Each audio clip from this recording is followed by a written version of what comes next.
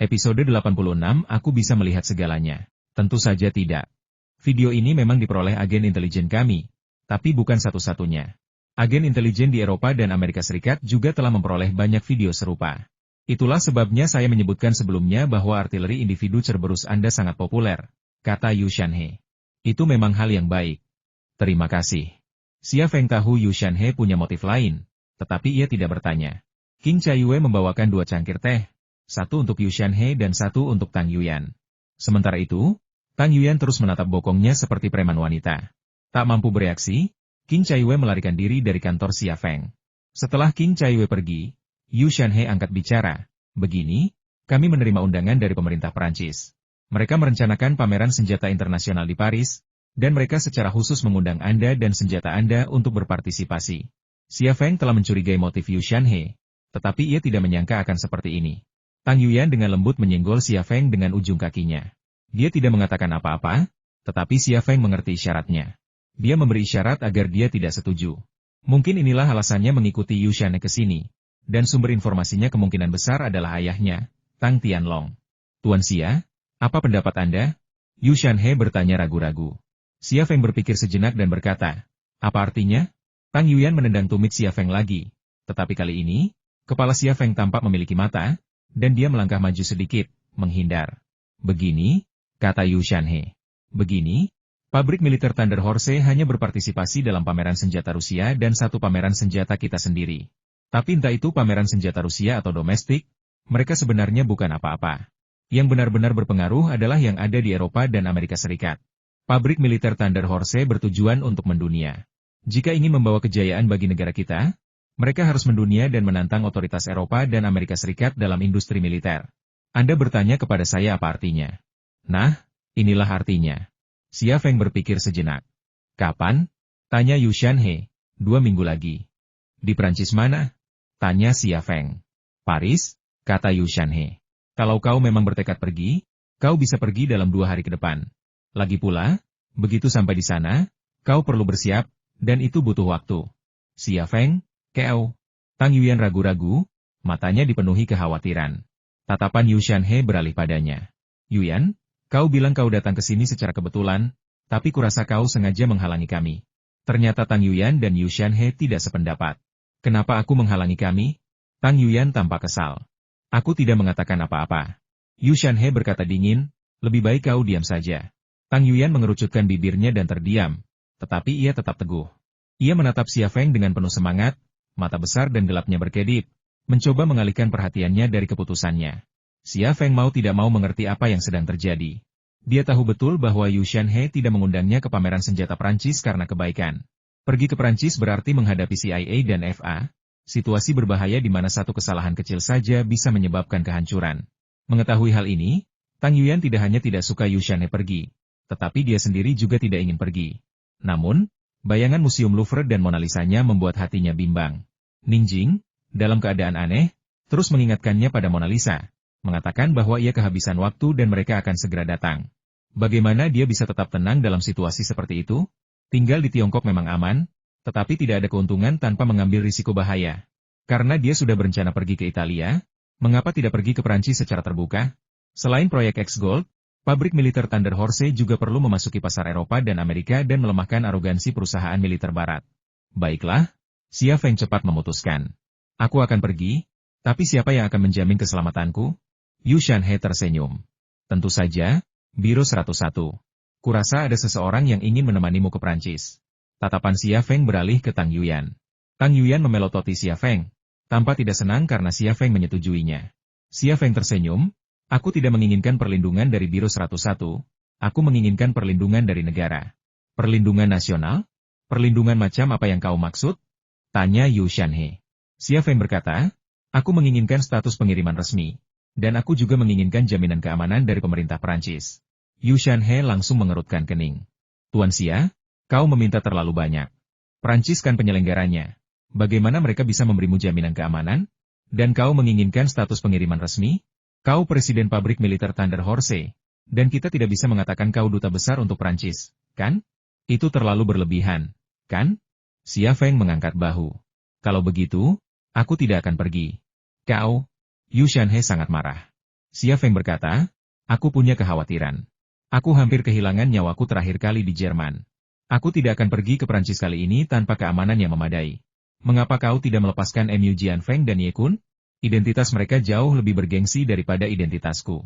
Apakah kau akan pergi jika syaratmu terpenuhi? Tentu saja, aku akan pergi jika syaratku terpenuhi, kata Xia Feng. Baiklah, aku akan kembali dan memberitahu atasan. Tunggu panggilanku. Yu Shanhe tidak ingin tinggal lebih lama lagi, jadi dia pergi dengan kata-kata ini. Setelah Yu Shanhe pergi, Tang Yuyan angkat bicara, kau bodoh sekali. Tidakkah kau lihat? Si Yu itu sama sekali tidak punya niat baik. Dia hanya mencari kesempatan agar CIA membunuhmu. Jika kau mati, bisakah kakak dan ayahmu mempertahankan pabrik senjata Thunder Horse Mu? Xia Feng tersenyum. Aku tidak akan mati semudah itu. Tang Yuyan menendang tumit Xia Feng. Kenapa kau tidak mengerti perasaanku? Memikirkan risiko yang akan kau hadapi jika pergi ke Prancis saja membuatku berkeringat dingin. Tapi kau, orang yang tak berperasaan, masih saja mencoba membuatku kesal. Tinggallah untuk makan malam, kata Xia Feng. Aku tidak peduli. Kau harus membawaku ke Prancis. Setelah jeda, ia menambahkan, kau tidak boleh membawa Longbing. Xia Feng, Mona Lisa, Leonardo da Vinci, kota Bobbio di Italia, logam paduan kuno, AE. Hal-hal ini berkelindan di benak Xia Feng. Membingungkannya tetapi juga membangkitkan gelombang motivasi. Membuatnya ingin mengunjungi Louvre di Paris dan Bobbio, Italia. Tentu saja ia harus pergi. Tak ada usaha, tak ada hasil. Xia Feng sudah memutuskan, tetapi ia tidak bisa memutuskan apakah akan membawa orang-orang dari Biro 101 bersamanya. Jika sebelumnya, perjalanannya ke Prancis pasti membutuhkan perlindungan Biro 101. Namun kini ia memiliki tim zodiaknya sendiri, yang masing-masing anggotanya memiliki kekuatan luar biasa, lebih dari sekadar mampu melindunginya. Ia pasti akan membawa tim zodiaknya dalam perjalanan ke Prancis ini, jadi ditemani seseorang dari Biro 101 akan merepotkan. Ia tidak ingin si Boren dan atasannya tahu bahwa ia memiliki tim yang begitu tangguh. Sebelum Xia Feng sempat mengambil keputusan, dua tamu baru tiba di kantornya Longbing dan Liang Xiao. Kemunculan tiga kepala seksi perempuan dari Biro 101 secara bersamaan bukanlah pertanda baik. Mengapa kalian berdua di sini? Tang Yuyan berbicara sebelum Xia Feng sempat menyapa mereka, tampak terkejut. Tidak bolehkah aku ikut? Tanya Longbing dengan tenang. Tang Yuyan mengangkat bahu, tatapannya beralih ke Liang Xiao. Liang Xiao berkata pameran senjata dan sistem pertahanan udara Angkatan Darat Internasional Paris telah diadakan setiap 2 tahun sejak 1992. Saat ini, pameran ini merupakan pameran militer terbesar di Eropa. Didukung oleh Kementerian Pertahanan Prancis dan diselenggarakan oleh Komite Manufaktur Peralatan Pertahanan Angkatan Darat Prancis, pameran ini merupakan satu-satunya pameran yang melibatkan persenjataan dan peralatan pertahanan darat ke udara Angkatan Darat. Pameran ini telah menarik ratusan produsen senjata dan instansi pemerintah dari Eropa, Asia, Amerika, dan Afrika untuk berpartisipasi. Pameran ini merupakan gambaran kecil dari perkembangan persenjataan Angkatan Darat global di masa depan. Akan ada hampir 1.000 produsen dan penjual senjata dari 5 benua yang berpartisipasi. Pabrik militer Thunder Horse berpartisipasi dalam acara sebesar ini. Bagaimana mungkin kita tidak tahu tentang hal sebesar ini? Sebagai seorang perwira intelijen CIA, ia sangat memahami situasi di Eropa. Bibir Tang Yuyan melengkung. Jadi, kau juga di sini untuk pameran senjata Prancis? Kau punya indera yang tajam. Liang Xiao tersenyum tipis. Hidung kepala seksi Tang jelas lebih tajam. Kau datang sebelum kami. Tang Yuyan berkata, karena kau tahu aku akan datang lebih dulu. Jangan berdebat denganku tentang misi ini. Xia Feng dan aku akan pergi ke Paris. Aku akan pergi, kata Longbing singkat. Liang Xiao lebih bijaksana. Aku familiar dengan Eropa. Biarkan Xia Feng memutuskan sendiri. Tatapan ketiga wanita itu tertuju pada Xia Feng. Sakit kepala Xia Feng semakin menjadi-jadi. Dari ketiga wanita ini, satu adalah mantan pacarnya, satu adalah kekasihnya, dan satu lagi ingin menikahinya. Siapapun yang ia pilih, dua lainnya pasti tidak akan senang dan akan mengganggunya. Ya, baiklah, kata Xia Feng dengan keras kepala, lupakan saja. Aku akan pergi sendiri. Hah? Ketiga wanita itu tampak terkejut, tak percaya Xia Feng telah membuat keputusan seperti itu. Xia Feng berkata, kalian semua dari Biro 101, dan identitas kalian sangat sensitif. Pergi ke Prancis akan sangat berbahaya bagi kalian. Bukankah kau dalam bahaya? Tang Yuyan memutar matanya ke arah Xia Feng. Aku tahu persis apa yang akan kuhadapi, tapi aku sudah membuat kesepakatan dengan Yu Shanhe. Aku akan mendapatkan identitas resmi yang diberikan oleh suatu negara, dan pemerintah Prancis akan memberikan keamanan. Aku akan pergi secara terbuka, jadi bahkan CIA pun tidak akan berani menyentuhku, kan? Kau pikir orang Amerika terlalu jujur, kata Liang Xiao. Mereka tidak akan menyentuhmu secara terbuka. Tapi bisakah kau yakin mereka tidak akan bertindak diam-diam? Janji-janji pemerintah Prancis, dan identitas resmi yang kau sebutkan, tidak berarti apa-apa bagi orang Amerika. Mereka sudah begitu merajalela sejak lama, dan mereka tidak akan membiarkanmu pergi. Bagaimana kalau kita semua pergi? Kata Long Bing. Jangan pilih siapapun. Kami bertiga akan pergi ke Paris bersamamu. Dia selalu sangat pengertian. Bibir Tang Yuyan bergerak, tetapi dia tidak mengatakan apa-apa, sebuah persetujuan diam-diam. Kepala Xia Feng kembali berputar. Jika mereka bertiga pergi bersamanya, dan dia tidak harus memilih, alasan apa yang bisa dia temukan untuk menolak? Saat itu, Xia Changhe masuk. Biarkan dia pergi sendiri. Dia benar. Identitas kalian terlalu istimewa. Pergi hanya akan menimbulkan masalah. Terutama kau, Nona Liang. Kau mantan perwira intelijen CIA, Direktur Asia. Kau sekarang menjadi target CIA. Jika kau pergi ke Paris, apakah CIA akan membiarkanmu pergi? Liang Xiao berkata, tapi, Xia Changhe menyela. Xia Feng adalah satu target. Jika kau pergi, itu menjadi dua target. Dan kau, Nona Tang, kau telah membunuh banyak agen CIA di Timur Tengah. Kau juga target yang harus disingkirkan CIA. Nona Long, aku tidak akan menjelaskan situasimu lebih lanjut. Kau lebih tahu daripada aku. Jika kalian bertiga pergi ke Paris, itu menjadi 4 target. Jika salah satu dari mereka mendapat masalah, 3 lainnya harus menyelamatkannya. Bukankah itu akan menguntungkan CIA? Ketiga kepala seksi perempuan dari Biro 101 terdiam, saling memandang, tidak dapat menemukan bantahan. Memang, Xia Feng sendiri akan menjadi satu target. Jika mereka bertiga pergi, itu akan menjadi 4 target. Jika CIA menangkap salah satu dari mereka dan menggunakannya sebagai umpan, 3 lainnya harus menemukan cara untuk menyelamatkannya, menempatkan Xia Feng dalam posisi yang lebih rentan dan berbahaya. Xia Feng mau tidak mau memberi acungan jempol kepada ayahnya, Xia Changhe. Pria tua itu benar-benar hebat. Xia Changhe mengedipkan mata pada Xia Feng. Xia Feng mengerti. Kalau begitu, beres. Aku akan pergi sendiri. Jangan khawatir, aku bisa mengatasinya. Aku sudah berurusan dengan CIA lebih dari sekali, dan mereka tidak bisa berbuat apa-apa padaku. Kau bisa melakukannya, kau hebat, oke? Kata Tang Yuyan dengan marah.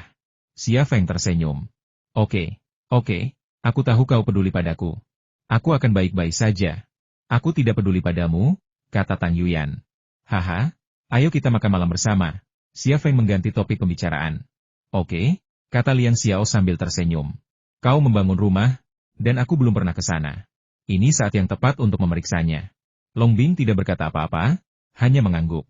Ia masih khawatir dengan keputusan Xia Feng. Direktur Xia, Qing Chaiwei masuk dari ruang luar. Nona Shentu ingin bertemu Anda. Kata-katanya membuat kantor yang ramai itu tiba-tiba hening. Begitu sunyi hingga terdengar suara jarum jatuh. Nama keluarga Shentu sangat langka, dan hanya ada satu orang yang bisa datang ke sini untuk menemui Xia Feng. Liang Xiao, Long Bing, dan Tang Yuyan mengenalnya sebagai Shentu Tianyin, mantan istri Xia Feng. Hampir bersamaan, ketiga wanita itu merenungkan pertanyaan mengapa Shentu Tianyin mengunjungi Xia Feng pada jam segini. Xia Feng juga bingung. Dia datang menemui saya, bukankah dia juga mencari pameran senjata Paris? Kalau begitu, saya akan makan meja saya. Bos Xia, Qing Chaiwei mengingatkannya. Jika Anda tidak punya waktu untuk menemuinya, saya akan memintanya untuk menunggu di ruang tamu. Xia Feng tersadar dan berkata, tidak, kau yang memintanya. Sebelum Xia Feng sempat menyelesaikan kata-katanya, Tang Yuyan menyela dan berkata, Sekretaris Qing, kau mungkin tidak tahu siapa Nona Shentu di luar, kan? Qing Chaiwei tertegun sejenak, lalu menggelengkan kepalanya, aku tidak tahu. Tang Yuyan berkata, dia istri bosmu. Mulut Qing Chaiwei ternganga lebar. Ah? Tang Yuyan menambahkan, istri mantan bos. Qing Chaiwei? Nona Tang, kau masih pandai bicara seperti biasa. Puji Shentu Tianyin dengan suara merdu saat ia masuk dari ruang luar. Mengenakan gaun hitam dan sepatu hak tinggi hitam sederhana, ia tak mengenakan perhiasan yang tak perlu, namun memancarkan kecantikan yang memukau. Auranya tetap sekuat sebelumnya, langsung menarik perhatian. Satu-satunya perhiasannya adalah kalung permata hati kudus pemberian Xia Feng, hadiah dari Raja Baldwin IV dari Yerusalem untuk adik perempuannya, Sibilla. Kecemerlangan dan kilaunya yang luar biasa semakin mempertegas aura ratunya. Meskipun Shentu Tianyin telah menceraikan Xia Feng, ia belum mengembalikan kalung itu. Dan dari sudut pandang Xia Feng, ia tak mungkin memintanya kembali, bukan? Tianyin, kau di sini, sapa Xia Feng, dengan senyum di wajahnya, namun air mata menggenang di dalam hatinya. Tang Yuyan, Long Bing, dan Liang Xiao sudah membuatnya pusing, dan kini Shentu Tianyin telah tiba. Ia merasa kewalahan dan kepalanya hampir pecah. Baiklah, ada yang ingin kubicarakan denganmu, kata Shen Tianyin. Kemudian ia melirik Xia Changhe, penampilannya tiba-tiba membuatnya menyadari sesuatu. Ia menambahkan, apakah ini ayah? Paman? Seorang istri seharusnya memanggil ayah suaminya ayah, tetapi itu sebelum perceraian. Jelas tidak pantas baginya, sebagai mantan istri, untuk memanggilnya ayah, jadi ia mengubah nada bicaranya dan mulai memanggilnya paman. Bibir Tang Yuyan kembali mengerut. Ia merasa Shen Tianyin sedang sengaja. Mengenakan kalung pemberian Xia Feng memang disengaja. Begitu pula dengan memanggil Xia Changhe ayah. Yah, kau pasti Tianyin, kan? Tanggapan Xia Changhe datar. Ayah. Paman, kata Shen Tianyin, sedikit malu. Xia Feng dan aku. Kalian mengobrol saja, aku ada urusan lain. Aku permisi dulu. Xia Changhe tidak pernah menyukai Shen Tianyin. Ia dan Shen Tianyin hanya mengobrol sebentar sebelum ia merasa ingin pergi. Shen Tianyin mendesah pelan, merasa kehilangan. Tang Yuyan tertawa. Nona Tianyin, kalau kalungmu itu dilelang, mungkin harganya ratusan juta, kan? Indah sekali. Ucapan ini sepertinya ditujukan pada Xia Feng. Kau menceraikannya, dan kau tidak mengambil kembali kalung senilai ratusan juta. Kau bodoh. Shen Tianyin berkata dengan tenang, suamiku yang memberikannya padaku. Sekalipun harganya 10 miliar, aku tidak akan menjualnya. Aku tahu kau juga punya, tapi tidak sebagus itu. Kalau kau mau menjualnya, aku akan memberimu 200 juta, oke? Tang Yuyan mendengus. Kau membuatnya terdengar seperti keluarga Tangku membutuhkan 200 juta itu. Kalau kau mau menjual yang kau kenakan, aku akan memberimu 10 miliar. Suasana kantor entah kenapa terasa tegang. Kepala Xia Feng hampir pecah. Tianyin, apa yang kau inginkan dariku? Sebuah cabang dari grup Wan Xiang membutuhkan beberapa mesin. Aku datang untuk berbicara denganmu, kata Shen Tianyin. Aku lihat rumahmu baru direnovasi waktu aku kesini. Bagaimana kalau kita ke rumahmu dan ngobrol? Oke. Bagaimana kalau kamu tinggal untuk makan malam? Tanya Xia Feng sambil tersenyum. Baiklah, aku akan memasak, kata Shen Tianyin. Xia Feng? Shen Tianyin bilang dia akan memasak, dan dia melakukannya tanpa ragu. Dia mengenakan celemek, mencuci beras dan sayuran, meninggalkan dapur yang bernoda jejak kakinya. Hanya dua pria di dunia yang pernah mencicipi masakannya ayahnya, Shen Turen, dan Xia Feng. Menyantap hidangan Shen Tianyin adalah suatu kehormatan, tetapi Xia Feng hanya merasa pusing. Dia pikir dia siapa? Masih istrimu? Di ruang tamu kediaman Ping An, Tang Yuyan menatap Xia Feng dengan tidak puas. Masakan apa yang dia masak? Apa kamu tidak punya juru masak? Kamu sudah bercerai, dan dia memasak untuk kita? Apa itu? Tanya Liang Xiao. Xia Feng tersenyum kecut. Bahkan setelah bercerai, kami masih berteman. Teman memasak untuk teman, bukankah itu masalah besar? Tidak apa-apa. Tidak apa-apa jika dia memasak untukmu hari ini, dan tidak apa-apa jika dia ingin menikah lagi denganmu besok, Tang Yuyan berkata. Xia Feng? Siapa yang mengundang mereka untuk makan malam?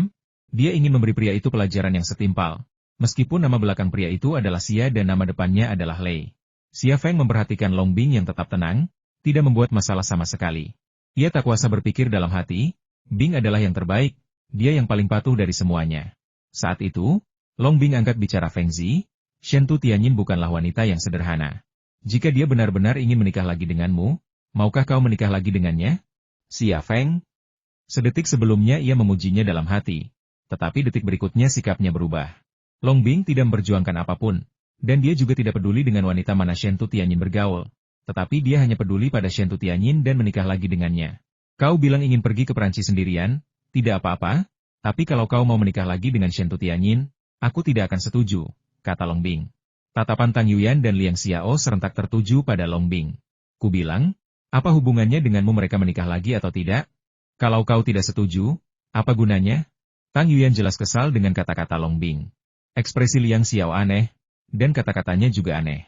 Mungkinkah kalian? Long Bing tidak mengakuinya, tetapi ia tidak menjelaskan, seolah menerima begitu saja. Xia Feng sudah kewalahan. Ya, bukankah itu hanya makan? Kenapa kau membuatnya begitu rumit? Tang Yuyan bertanya, apakah rumit? Liang Xiao bertanya, apakah rumit? Long Bing bertanya, apakah rumit? Xia Feng bertanya. Liang Xiao tiba-tiba berkata, bahkan jika mereka berbaikan, bukan giliran Shen Tianyin, kan? Tatapan Long Bing dan Tang Yuyan kembali tertuju pada Liang Xiao. Kata-kata Liang Xiao begitu mudah dipahami. Bahkan jika mereka kembali bersama, seharusnya dia, sang mantan pacar, yang kembali bersama Xia Feng, bukan Shen Tutianyin. Adakah orang lain yang mengantre untuk hal seperti itu? Tang Yuyan terbatuk, kuda yang baik tidak pernah kembali. Feng Zi, bukankah kau sudah cukup dikhianati wanita? Jika kau ingin menikah lagi, kau harus menemukan wanita yang status sosialnya sama denganmu dan yang tidak akan mengkhianatimu. Tang Yuyan, apa maksudmu? Liang Xiao tampak kesal. Apakah ada maksudku yang lain? Oh, jika maksudku yang lain, tolong jangan salah paham. Aku tidak sedang membicarakanmu. Tang Yuyan berkata sambil tersenyum. Kau, Liang Xiao kehilangan kata-kata. Tatapan Xia Feng menyapu ketiga wanita yang bermusuhan itu, dan ia bergumam dalam hati. Makan malamnya belum dimulai, tapi sudah begini. Kalau makan malamnya dimulai, bukankah nyawaku akan melayang? Xia Feng, dasar bodoh, kenapa kau mengundang mereka makan malam? Saat itu, Sylvia dan Anina masuk. Hei, Lukas, aku dengar dari Nona King kalau kamu makan malam di rumah, jadi aku dan Sylvia tidak akan makan di kafetaria. Ayo kita kembali untuk makan enak, kata Anina sambil tersenyum. Ia sama sekali tidak menyadari bau mesiu dan cuka di ruangan itu. Bahkan, mesiu di ruangan itu begitu kental sehingga bisa meledak dengan percikan sekecil apapun. Cuka di dalam ruangan itu cukup untuk membakar 100 ikan dalam saus cuka. Sylvia lebih belak-belakan. Lukas, datanglah ke kamarku setelah makan malam. Aku punya pertanyaan yang ingin kutanyakan padamu. Mungkin itu adalah celah yang perlu ditambal. Untungnya, Anina dan Sylvia bisa berbahasa Jerman, dan ketiga wanita di ruangan itu hanya tahu beberapa kata sehari-hari sederhana dan tidak bisa sepenuhnya memahami apa yang dikatakan kedua wanita Jerman itu. Meskipun mereka tidak mengerti, Xia Feng gelisah, tidak bisa duduk diam sedetik pun. Ia berdiri dan berjalan ke arah kedua wanita Jerman itu, memasang wajah serius. Oh, jadi ini masalah dengan mesin tank. Ayo kita bicara. Ayo kita bicara. Sebelum kedua wanita Jerman itu sempat bereaksi, Xia Feng sudah meninggalkan ruangan. Ia kemudian berbalik di ambang pintu dan bertanya, apa yang masih kalian lakukan di sana? Kedua wanita Jerman itu bertukar pandang dan mengikuti Xia Feng keluar. Xia Feng membawa kedua wanita Jerman itu ke sudut yang jauh dari ruang tamu. Apa yang kalian lakukan di sini? Makan? Kata kedua wanita Jerman itu serempak.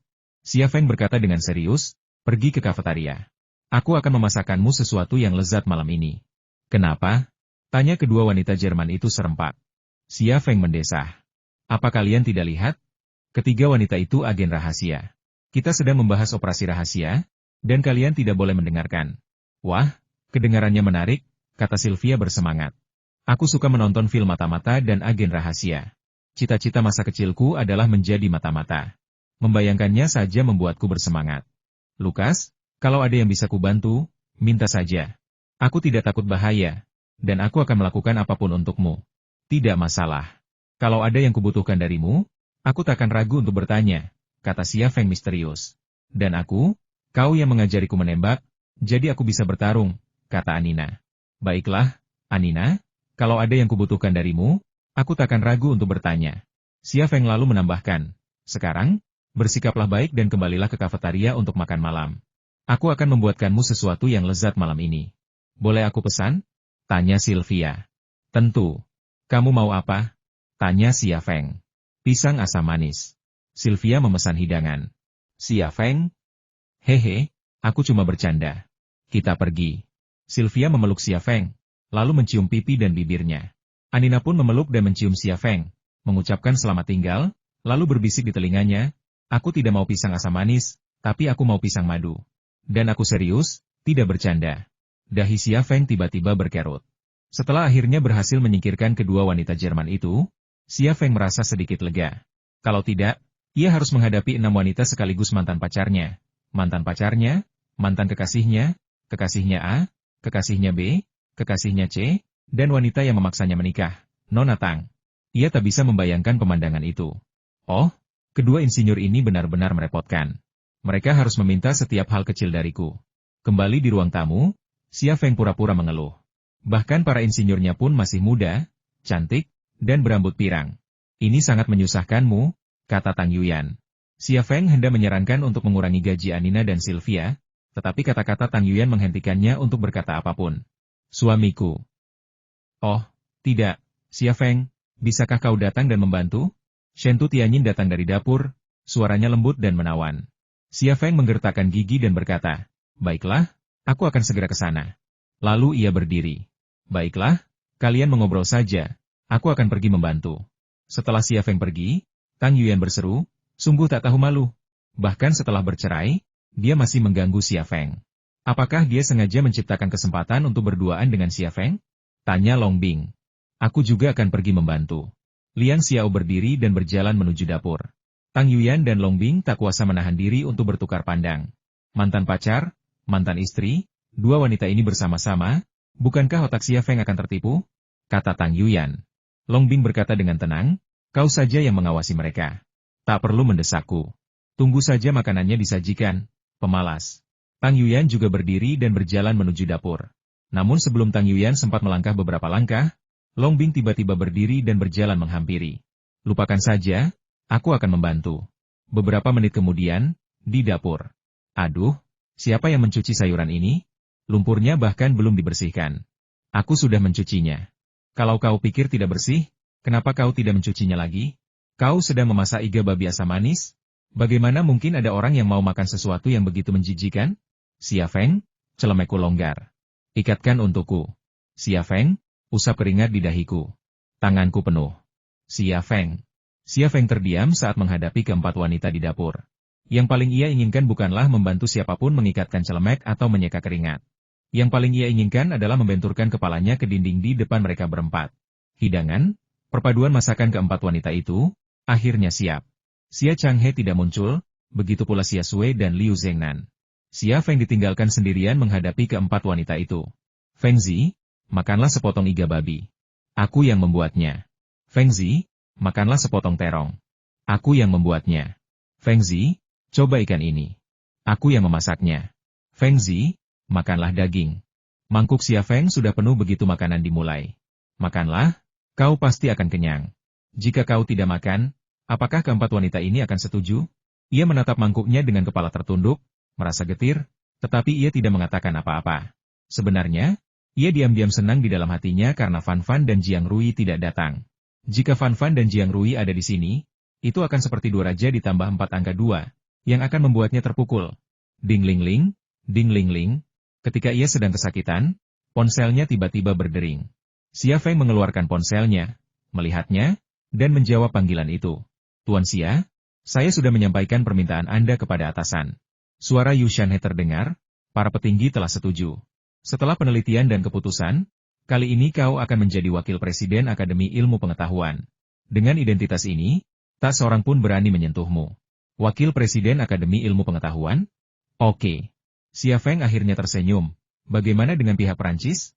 Para petinggi telah menelepon Perancis dan menjelaskan situasi Anda secara rinci. Mereka berjanji tidak akan ada penangkapan terhadap Anda, baik di Perancis maupun di negara lain. Anda bukan penjahat, jadi Anda tidak perlu khawatir tentang itu, kata Yu Shanhe. Kalau begitu saya lega. Kenapa Anda pergi? Segera, saya akan ke sana.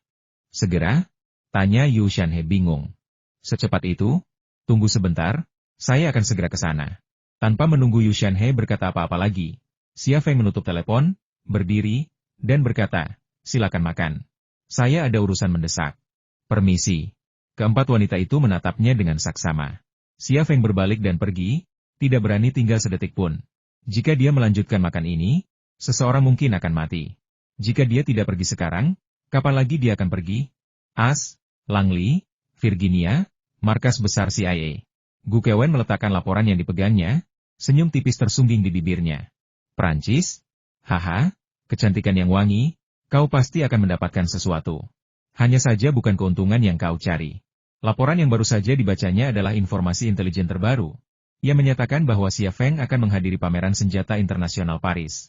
Teringat Xia Feng, Gu Kewen melakukan sesuatu yang aneh. Ia merogoh celananya dan menyentuh bekas luka di kemaluannya. Itu adalah bekas luka yang ditinggalkan Xia Feng.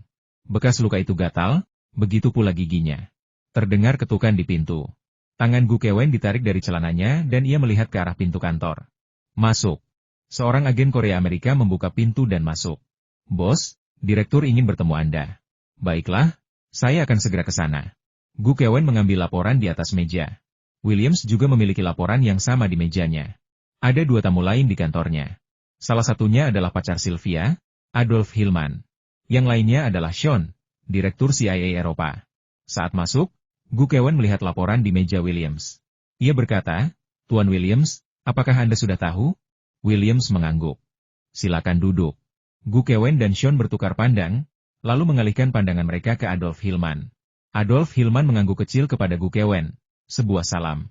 Xia Feng akan pergi ke Perancis untuk berpartisipasi dalam pameran senjata Angkatan Darat Internasional. Ini informasi yang baru saja diterima dari Perancis, kata Williams langsung ke intinya. Gu Kewen berkata, saya juga baru saja menerima informasinya. Sumbernya dari Tiongkok. Williams berkata, saya tidak peduli dengan sumbernya. Saya ingin hasilnya. Terakhir kali operasi Harpun gagal, para petinggi sudah mempertanyakan kemampuan kita.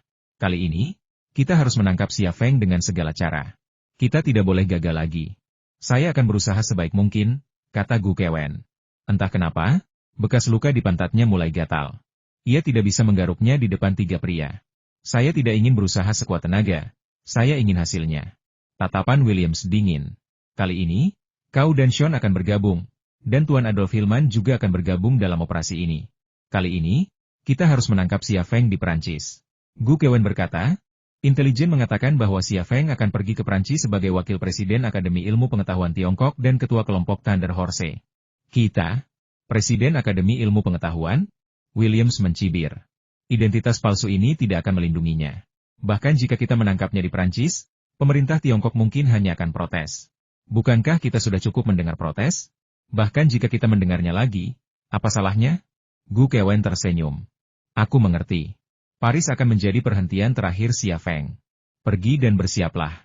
Kau dan orang-orangmu akan naik pesawat ke Paris dalam 1 jam, kata Williams. Gu Kewen meninggalkan kantor Williams. Sean, menurutmu seberapa banyak yang diketahui Gu Kewen tentang rahasia Xia Feng? Williams tiba-tiba bertanya. Aku tidak yakin, Sean berpikir sejenak. Tapi berdasarkan pengalaman saya pikir dia mungkin tahu sesuatu, tapi tidak banyak. Lagi pula, dia tidak punya akses ke informasi intelijen semacam ini. Adolf Hillman berkata, semakin sedikit orang yang tahu, semakin baik. Itulah sebabnya kami melindungi rahasia ini. Rahasia Xia Feng sangat penting bagi kami. Dia bahkan bisa memicu revolusi manusia. Jika kita mengukur nilai Xia Feng, dia tak ternilai harganya. Bahkan perang pun diperlukan baginya. Inilah sikap pemerintah AS. Demi Xia Feng, mereka bahkan akan berperang. Jika mereka bersedia membayar harga sebesar itu, mengapa CIA tertarik dengan identitas Xia Feng sebagai Wakil Presiden Akademi Ilmu Pengetahuan Tiongkok? Williams menatap Sean. Sean, kau tahu apa yang harus dilakukan? Sean mengangguk. Kali ini, aku akan membawa Xia Feng kembali ke Langley dengan segala cara. Senyum tersungging di bibir Williams. Dan Gu Kewen, awasi dia baik-baik dan jangan biarkan dia mengetahui lebih banyak rahasia Xia Feng. Jika perlu, dia bisa dikorbankan. Saya tahu apa yang harus saya lakukan. Wajah Sean tetap tanpa ekspresi. Beberapa menit kemudian, Adolf Hillman mengetuk pintu kantor Gu Kewen. Tuan Adolf Hillman, ada yang bisa saya bantu? Gu Kewen tidak terkesan dengan pria tampan berambut pirang di hadapannya. Baiklah, kata Adolf Hillman sopan, Anda Direktur CIA untuk Asia, dan Anda mengendalikan sistem intelijen Asia. Saya ingin bertanya tentang seseorang. Siapa? Sylvia, kata Adolf Hillman. Dia pacar saya, tapi dia sebenarnya tinggal di Tiongkok, bekerja untuk Xia Feng. Gu Kewen berkata, informasi tentang Sylvia tidak terlalu berharga. Maaf, saya tidak bisa membantu Anda. Namun, berdasarkan pemahaman saya tentang Xia Feng, saya sarankan Anda mencari pacar baru. Apa maksud Anda? Wajah Adolf Hillman tampak kesal. Gu Kewen mengangkat bahu. Pacarmu rela tinggal di Tiongkok dan bekerja untuk Xia Feng. Bukankah itu sudah cukup? Hanya sedikit wanita yang bisa menahan godaan Xia Feng. Dia punya semua trik yang ada di buku. Kau mengerti maksudku? Wajah Adolf Hillman memucat. Bagi seorang pria, tidak ada yang lebih memalukan daripada wanitanya direbut pria lain. Tuan Adolf Hillman, adakah yang lain? Tidak, terima kasih. Adolf Hillman meninggalkan kantor Gu Kewen. Gu Kewen mencibir, pakai saja topi hijaumu dengan patuh. Sylvia sudah berkali-kali disetubuhi Xia Feng. Kalau kau menidurinya seminggu sekali, kau bisa membuka toko topi, Raja Topi Hijau. Di saat yang sama, di Bandara Internasional Kyoto di Tiongkok. Nah, apa kau benar-benar tidak ingin orang-orangku melindungimu? Si Boren bertanya pada Xia Feng di samping sebuah Boeing 747. Ini sudah kelima kalinya ia menanyakan pertanyaan ini. Xia Feng tersenyum. Bosi, aku tahu kau peduli padaku, tapi aku menghargai kebaikanmu. Aku sudah memikirkannya matang-matang dan tidak akan mengubahnya. Kau benar-benar keras kepala, nak. Pernahkah kau memikirkan konsekuensi dari melakukan ini? Aku sudah, tapi ini hal yang benar untuk dilakukan. Jangan khawatir, aku kuat dan tidak akan mati. Si Boren memutar bola matanya ke arah Xia Feng. Kau pikir kau kucing dengan 9 nyawa? Kenapa kau tidak membawa putri baptisku bersamamu? Yuyan adalah gadis yang bijaksana dan tahu bagaimana cara mengurus orang. Xia Feng? Aku benar-benar tidak tahu apa yang dipikirkan orang-orang di atas sana. Kau praktis adalah harta nasional kami. Jika sesuatu terjadi padamu, kerugiannya akan sangat besar, mustahil untuk dikompensasi. Xia Feng tersenyum. Saya bukan panda. Saya benar-benar mengerti cara berpikir mereka. Sehebat apapun produk militer kita, semurah apapun harganya, mereka takkan mampu menembus pasar. Mengapa? Karena ada prasangka, bahkan diskriminasi, terhadap kita di dunia internasional. Ini sangat merugikan perkembangan industri militer kita. Pameran senjata Prancis adalah sebuah kesempatan untuk memulihkan reputasi industri militer nasional kita dan melawan arogansi serta prasangka dunia barat. Ini langkah penting bagi industri militer nasional kita untuk berekspansi secara global dan membuka diri terhadap pasar internasional. Jika saya bisa mengubah status quo, apa risikonya bagi saya? Ini salah satu alasannya. Alasan lainnya, tentu saja, adalah lukisan Mona Lisa dan kota Bobbio di Italia. Baginya, baik secara profesional maupun pribadi, perjalanan ke Prancis sangatlah penting. Si Boren memeluk Xia Feng. Lupakan saja, aku takkan mencoba membujukmu. Aku hanya punya satu hal untuk dikatakan berhati-hatilah. Jika kau kembali dari Prancis dengan barang yang kurang, aku takkan memaafkanmu. Xia Feng begitu mendominasi, ia tak tahu harus berkata apa lagi. Cepat pergi. Ada orang-orang yang menunggu untuk mengucapkan selamat tinggal padamu. Aku tak akan mengganggu. Si Boren mendorong Xia Feng ke samping. Xia Feng tersenyum kecut dan menuju tangga keberangkatan. 3 wanita berdiri di tangga 3 kepala seksi wanita dari Biro 101 Longbing, Tang Yuyan, dan Liang Xiao. Entah kenapa, sejak makan siang 2 hari yang lalu, ia merasa tak nyaman melihat 3 wanita sekaligus, merasa seperti sesuatu akan terjadi. Kembalilah hidup-hidup, Tang Yuyan berbicara lebih dulu. Ingat, ada orang-orang yang menunggumu. Kata-kata ini seperti pernyataan cinta. Xia Feng mengangguk dan bergumam pelan, jangan keras kepala, dan jangan tinggalkan tim, Liang Xiao memperingatkan. Xia Feng mengangguk lagi dan bergumam pelan, Longbing tak berkata apa-apa. Ia menghampiri Xia Feng dan mengulurkan tangan untuk merapikan kerah kemejanya. Ia masih seperti biasanya, tak pernah mengatakan apapun sebisa mungkin. Namun, bahkan gestur sederhana itu menghangatkan hati Xia Feng. Namun, gestur genit Longbing membuat Tang Yuyan dan Liang Xiao kesal, dan kedua wanita itu pun meringis. Xia Feng berkata, kalian semua pulanglah. Saat aku pulang, aku akan membawakan kalian beberapa makanan khas Prancis. Makanan khas Prancis apa saja yang ada? Tang Yuyan tidak mudah dibujuk. Xia Feng berpikir sejenak. Yah, parfum dan kosmetik termasuk makanan khas Prancis, kan? Aku akan membelikanmu parfum dan kosmetik Prancis asli. Kalau begitu aku juga ambil 2 set, bibir Tang Yuyan akhirnya merekah. Aku ambil 3 set, kata Liang Xiao. Longbing hanya menatap Xia Feng tanpa berkata apa-apa. Xia, Lei berkata, tidak mau? Kalau tidak mau, aku akan membelikannya untukmu. Wajah Longbing juga merekah dengan senyum. Setelah beberapa patah kata lagi, Xia Feng akhirnya naik ke pesawat. Saat naik ke pesawat, Xia Feng melihat Mu Jianfeng dan Ye Kun juga ada di dalam pesawat. Mereka hanya meliriknya, bahkan tidak menyapa. Xia Feng tidak terkejut dengan kehadiran mereka di pesawat khusus ini. Lagi pula, Mu Jianfeng dan Ye Kun adalah CEO perusahaan militer milik negara. Pameran Senjata Angkatan Darat Internasional Paris adalah acara besar bagi industri militer global, dan mereka tentu tidak akan melewatkannya. Namun, keduanya selalu membuat masalah. Apa yang akan mereka lakukan kali ini? Entah mengapa, Xia Feng merasa sedikit khawatir. Pesawat itu lepas landas dengan cepat, dan tatapan Xia Feng menembus badan pesawat hingga landasan pacu di belakangnya. Ia melihat 3 kepala seksi perempuan dari Biro 101 masih berdiri di sana, menyaksikan pesawat lepas landas. Perempuan. Xia Feng menopang dagunya dengan tangannya, merasakan beban aneh merayap di kepalanya. Tak jauh dari Bandara Charles de Gaulle adalah tujuan mereka pusat pameran Philippine Paris. Itu adalah pusat konvensi terbesar di Eropa, tempat diselenggarakannya pameran senjata angkatan darat internasional 2 tahunan. Personel terkait dari Tiongkok ditempatkan di Hotel Paris Star Bintang 5, di sebelah pusat pameran Philippine. Xia Feng membawa rombongan kecil King Chai Wei dan beberapa staf berpengalaman pameran. Ada juga Yelena, tetapi dia tidak terlibat dalam pameran. Dia bertugas sebagai pengawal. Tentu saja, mereka hanya personel yang terlihat. Anggota tim zodiak lainnya telah tiba di Paris sebelum Xia Feng pergi. Mereka juga mengintai di sekitar Xia Feng, melindunginya sambil menunggu instruksinya. Kamar Xia Feng berada di lantai atas Hotel Paris Star, suite presidensial, yang menghadap pusat pameran Philippine. Tuan Xia, Jika ada yang bisa saya lakukan, beritahu saya. Saya akan menginap di sebelah, kata Qin Caiyue kepada Xia Feng setelah membantunya membawakan barang bawaannya. Baiklah, terima kasih, kata Xia Feng. Qin Caiyue mengerutkan bibir dan tersenyum. Tuan Xia, mengapa Anda begitu sopan? Saya sekretaris Anda, dan ini semua bagian dari pekerjaan saya. Xia Feng berkata, pamerannya bahkan belum dimulai. Bawa orang-orang kita dan siapkan stand untuk beberapa hari ke depan.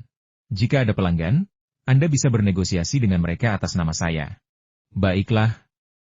Tuan Xia, menyiapkan stand tidak masalah, tapi bernegosiasi dengan pelanggan bagaimana saya bisa menanganinya? Qin Caiyue tidak percaya Xia Feng memberinya tugas seperti itu. Ini bukan pekerjaan sekretaris, ini pekerjaan istri bos. Ia tidak tahu mengapa kata kunci istri bos muncul di benaknya, tetapi pikiran itu membuatnya tersipu, dan sorot matanya saat menatap Xia Feng berubah. Xia Feng tidak tahu apa yang dipikirkan sekretarisnya. Ia berkata, kenapa tidak? Kalau saya setuju, Anda bisa melakukannya. Besok, Anda akan membawa orang-orang Anda untuk menyiapkan ruang pameran. Jika Anda butuh bantuan, hubungi saya saja. Anda tidak akan melihat-lihat ruang pameran kami? Xia Feng berkata, aku ada urusan lain besok. Jadi, itu saja. Tidak apa-apa, kembalilah ke kamarmu dan istirahatlah. Kalau begitu, aku pulang. Qin Caiyue berbalik untuk pergi. Langkahnya tiba-tiba berubah, tubuhnya terhuyung ke belakang dan jatuh ke tanah. Mungkin berusaha menjaga keseimbangan, ia mengangkat kaki kanannya ke udara, rok kantornya yang pendek berkibar ke pinggang, memperlihatkan sebagian pahanya yang seputih salju dan pangkal pahanya.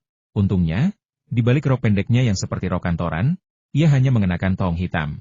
Kain tipis itu nyaris tak menutupi bagian vitalnya. Dan tong inilah, yang tiba-tiba mengencang karena usaha menjaga keseimbangan, menancap dalam-dalam. Rasanya seperti tali yang terbenam di rawa, lenyap begitu saja. Namun, ia tidak jatuh ke tanah.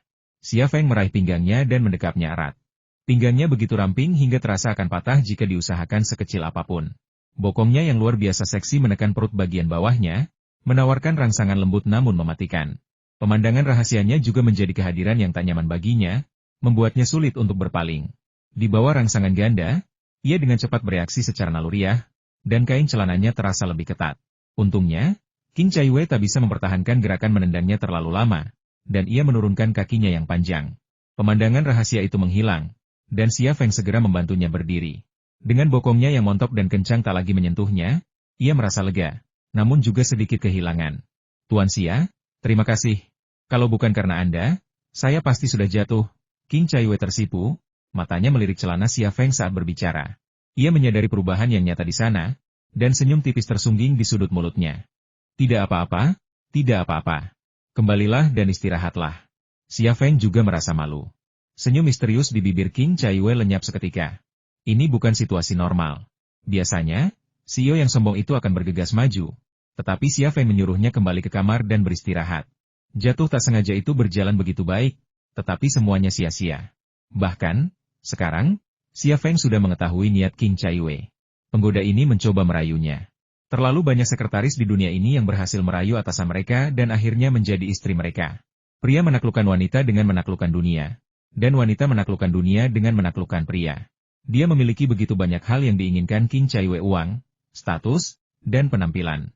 Namun, selain pekerjaan, dia tidak bisa memberinya apapun. Kalau begitu, aku akan kembali dan beristirahat? Tanya Qin Caiyue retoris. Maksudnya jelas jika dia tidak makan, dia tidak akan bisa makan. Xia Feng tersenyum. Pergi dan beristirahatlah. Kamu pasti lelah setelah penerbangan yang begitu panjang. Tidurlah.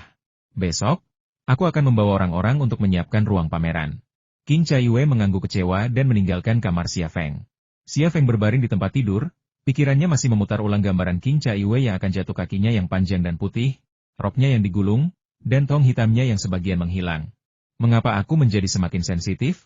Dulu aku memiliki konsentrasi yang sangat baik, tetapi sekarang, ketika aku dirangsang seperti ini, aku memikirkan hal semacam itu. Apakah evolusi AE telah menyebar ke sistem kejantananku? Kuharap ini puncaknya. Jika berevolusi lebih jauh, aku mungkin menjadi pria seperti Raja You atau Yang Guang? Pikiran Xia Feng dipenuhi dengan kekacauan pikiran.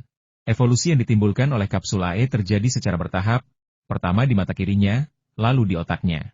Sekarang, hal itu terwujud dalam kemampuannya sebagai seorang pria. Kekuatan mata kirinya dan otak supernya telah memberinya kesuksesan luar biasa, tetapi kemampuannya sebagai seorang pria membuatnya tak bisa berkata-kata. Ia sangat menyadari transformasinya. Dulu ia adalah pria yang setia dengan tekad yang luar biasa, tidak pernah mudah berhubungan seksual dengan seorang wanita. Namun kini, ia telah menjadi playboy yang mempermainkan dunia. Tekadnya yang luar biasa telah lama sirna. Apa yang akan terjadi jika ini terus berlanjut? Tunggu. Pikiran Xia Feng melayang ketika sebuah pikiran tiba-tiba terlintas. Kapsul AE telah memungkinkan tubuhku berevolusi. Mata kiriku mendekati kesempurnaan, begitu pula otakku. Otakku secara bertahap menyempurnakan tubuhku. Sepertinya tubuhku berevolusi menuju kesempurnaan.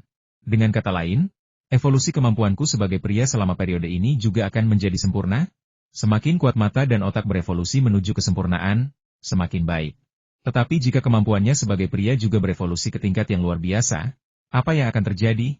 Pria lain selalu mencari cara untuk meningkatkan kemampuan seksual mereka, tetapi ia takut pada dirinya sendiri. Jika rahasia ini terungkap, ia pasti akan menjadi musuh publik setiap pria di dunia. Akhirnya, ia mempertimbangkan kapsul AE terakhir. Mendekati kesempurnaan bukanlah kesempurnaan mutlak.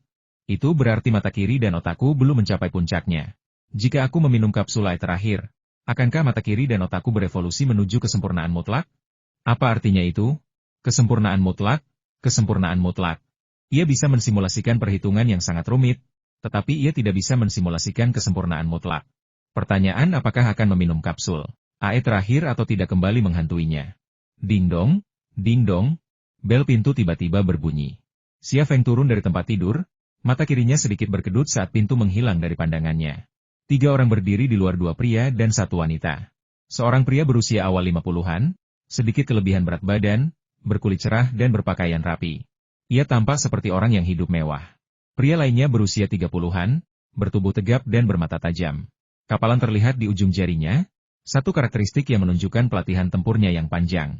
Wanita terakhir berusia 20-an, berambut pirang panjang dan bermata biru zamrud. Tingginya sekitar 1,9 meter, tetapi tubuhnya montok dan proporsional. Xia Feng belum pernah melihat ketiga orang ini sebelumnya. Sebelum Xia Feng sempat membuka pintu, Yelena muncul dari kamar di seberangnya. Ia tetap diam, hanya mengamati ketiga orang yang berdiri di depan pintu. Pria muda di antara mereka menoleh dan meliriknya segera setelah ia membuka pintu, dengan sedikit kewaspadaan di matanya. Yelena muncul sebentar sebelum kembali ke kamarnya. Ia adalah ayam jantan dari tim zodiak, dan keahliannya adalah melenyapkan target potensial. Ia punya caranya sendiri untuk menilai mereka. Kehadiran dan ketidakhadirannya jelas menunjukkan bahwa ketiga orang ini bukanlah ancaman. Pemandangan ini tentu saja tidak luput dari perhatian Xia Feng. Dan setelah Yelena kembali ke kamarnya sendiri, ia melangkah untuk membuka pintu. "Permisi, Anda siapa?" Tanya Xia Feng ragu-ragu, bahasa Prancisnya agak kaku. "Haha, Tuan Xia, ini pertemuan pertama kita," kata pria yang lebih tua itu sambil tersenyum. "Perkenalkan diri saya. Saya Certien, dari Kementerian Persenjataan Prancis. Ini asisten saya, Jacques Lineva." Gadis pirang itu tersenyum pada Xia Feng. Certien kemudian memperkenalkan pria di sampingnya. "Ini Kapten Erikson, dari Komando Gendarmerie Nasional. Dia akan bertanggung jawab atas keselamatan Anda selama Anda di Prancis." Erikson mengangguk memberi salam. "Mereka dari pemerintah Prancis." Xia Feng membuka pintu dan tersenyum. Silakan masuk dan bicara." Jacques Lineva tersenyum dan berkata, "Tuan Xia, bahasa Prancis Anda cukup bagus. Awalnya saya di sini untuk menerjemahkan, tetapi Anda membuat kehadiran saya terasa canggung. Saya tahu sedikit bahasa Prancis, tetapi saya tidak begitu familiar," kata Xia Feng. Sejujurnya, kepalanya dipenuhi dengan semua kata dan pengetahuan bahasa Prancis di dunia. Bahasa Prancisnya agak kaku karena ia hampir tidak pernah mengucapkannya sejak mempelajarinya. Tetapi dengan sedikit waktu, ia akan mengatasi kendala ini. Ketiga pria Prancis itu memasuki ruangan Xia Feng. Certien berbicara langsung, "Tuan Xia, Anda tamu terpenting kami. Saya di sini untuk berbicara dengan Anda atas nama pemerintah Prancis. Sebelum kita mulai, saya ingin meminta janji." "Apakah itu mungkin? Janji seperti apa yang Anda inginkan?" tanya Xia Feng, penasaran dengan rencana ketiga pria Prancis itu. "Sederhana saja. Jangan ungkapkan isi pembicaraan kita." Xia Feng tersenyum. "Tidak apa-apa, tapi saya tidak tahu apa yang akan kita bicarakan." Erikson berdiri di ambang pintu, membelakanginya. Sosoknya yang gagah berdiri seperti patung, memaksakan diri sebagai seorang pria yang berjaga melawan 1000 orang. Gendarmerie Nasional Prancis, salah satu dari 10 pasukan khusus paling bergengsi di dunia, terkenal di mana-mana. Pemerintah Prancis bahkan telah mengirim seorang kapten dari Gendarmerie untuk mengawasi keselamatan Xia Feng, yang membuat Xia Feng merasa agak tersanjung. "Tuan Xia, saya tidak akan bertele-tele dan langsung ke intinya," kata Certien. Saya di sini atas nama pemerintah Prancis. Kami telah menerima informasi intelijen bahwa Anda telah membangun lini produksi untuk senapan runduk XL2500 dan senapan serbu Gale di Jerman. Anda juga telah memberikan 2 mesin perkakas pintar Thunder Dragon kepada Jerman. Benarkah yang saya katakan? Ya, benar. Xia Feng tidak menyembunyikan apapun. Uni Eropa memiliki sistem intelijen bersama. Meskipun merupakan aliansi, terdapat persaingan antar negara anggota, dan skandal penyadapan serta pengawasan merajalela. Mengingat kenyataan ini saja, tidak mengherankan jika Prancis memperoleh informasi intelijen yang relevan. Karena Prancis sudah tahu, tidak ada gunanya menyangkalnya. Apa yang Anda peroleh dari Jerman? Certien menatap langsung ke arah Xia Feng, mengamati ekspresinya. Xia Feng berkata dengan tenang, saya tidak tahu soal itu. Saya hanya seorang pengusaha. Saya merancang dan memproduksi produk sendiri. Ada beberapa hal yang tidak saya ketahui, dan saya tidak bisa mengambil keputusan. Kalian orang Tiongkok adalah orang-orang paling paham bisnis yang pernah saya temui. Jangan bilang kalian tidak mendapatkan apapun dari Jerman. Xia Feng tersenyum. Karena kalian sudah punya jawabannya di hati. Mengapa kalian bertanya kepada saya? Saya sudah menjelaskannya dengan sangat jelas tadi. Saya hanya seorang pengusaha. Bisakah saya berdagang dengan pemerintah Jerman atas nama pemerintah Tiongkok? Saya tidak memiliki kualifikasi, dan para petinggi tidak mau memberitahu saya apa yang saya dapatkan dari Jerman. Begitulah situasinya. Tuan Certien, jika Anda di sini untuk memverifikasi keaslian informasi yang Anda peroleh, saya khawatir saya akan mengecewakan Anda, dan Anda datang ke tempat yang salah. Tidak, saya tidak akan datang ke tempat yang salah. Certien tersenyum. Tuan Xia, tahukah Anda berapa banyak pengecualian yang telah kami langgar hanya untuk membawa Anda ke Prancis? Perusahaan industri militer lain harus mendaftar untuk berpartisipasi, tidak hanya membayar biaya pameran tetapi juga memikul tanggung jawab terkait. Tapi Anda tidak perlu membayar apapun. Kami bahkan telah menyediakan hotel ini untuk Anda. Peserta pameran lain tidak menikmati perlakuan ini. Selain itu, kami telah mengirim Kapten Erikson untuk mengawasi keselamatan Anda, dan beliau bukan orang yang bisa ditugasi sembarangan. Yang terpenting, kami telah memikul tekanan dari Amerika Serikat untuk Anda. Kami telah dengan tegas menolak beberapa tuntutan mereka yang berlebihan. Kami telah membayar begitu banyak, mungkinkah saya datang ke tempat yang salah? Ia mengatakan semua ini, tetapi intinya adalah apa yang diinginkan Jerman dari Anda, kami juga inginkan. Yang belum ia katakan adalah apa yang diberikan Jerman kepada Anda, kami juga bisa memberikannya kepada Anda. Pada titik ini, Xia Feng sepenuhnya menyadari niat ketiga orang Prancis itu, namun ekspresinya tetap datar, tanggapannya datar. Tuan Erikson, terima kasih atas keramahan Anda. Tapi saya masih bingung. Apa yang Anda inginkan dari saya? Tuan Xia, Anda orang yang brilian. Saya rasa Anda mengerti tujuan kami, kan? Kata Certien.